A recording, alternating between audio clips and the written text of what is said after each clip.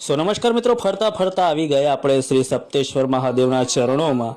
તમે જોઈ શકો છો કે સામે કેવું પાણી પડી રહ્યું છે। અવિરતપણે પાણી આ શંકર ભગવાનની એક લિંગ ઉપર પડવું એ કંઈક આશ્ચર્યથી વધુ નથી। અને ભગવાન મહાદેવના ચરણોમાં પ્રાર્થના કરીએ તો કહેવાય, નમો વાયુ ભૂતાય ધ્યાનમ ભયાનમ જટામાં હિ ગંગા જલ લગ્ય પ્રયાણમ ત્રયમ નિત્ય જ્વાલા જલેચંદ્ર ભાલમ ગલે રુદ્રમાલમ વિષમ કંઠમાલમ મિટે સંકટમ વાટમ ઘાટમ વિઘટમ રટે નામ તો કોટી કાટે કશટમ ગિરા ગૌરી અદ્ભુત કૈલાસ વસ્તે નમસ્તે નમસ્તે નમસ્તે નમસ્તે મહાદેવ।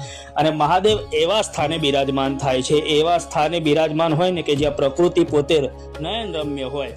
તમે અહીંયા આવો, ખાલી પ્રકૃતિ જુઓ। અને હજુ તો ચોમાસાની વાર છે સાહેબ, કે જ્યારે ચોમાસું ખીલશે, જ્યારે નદી એમ કે એના પોતાના છેલ્લાના અંત સુધી આવશે, જ્યારે મંદિર અડધે સુધી અને ક્યાંક ક્યાંક તો આખે સુધી ડૂબી જાય છે। અત્યારે કન્સ્ટ્રક્શનનું કામ ચાલે છે, કેમેરાની ઝૂમ સિટી જેટલી છે કે કેપેસિટી જેટલી છે, એના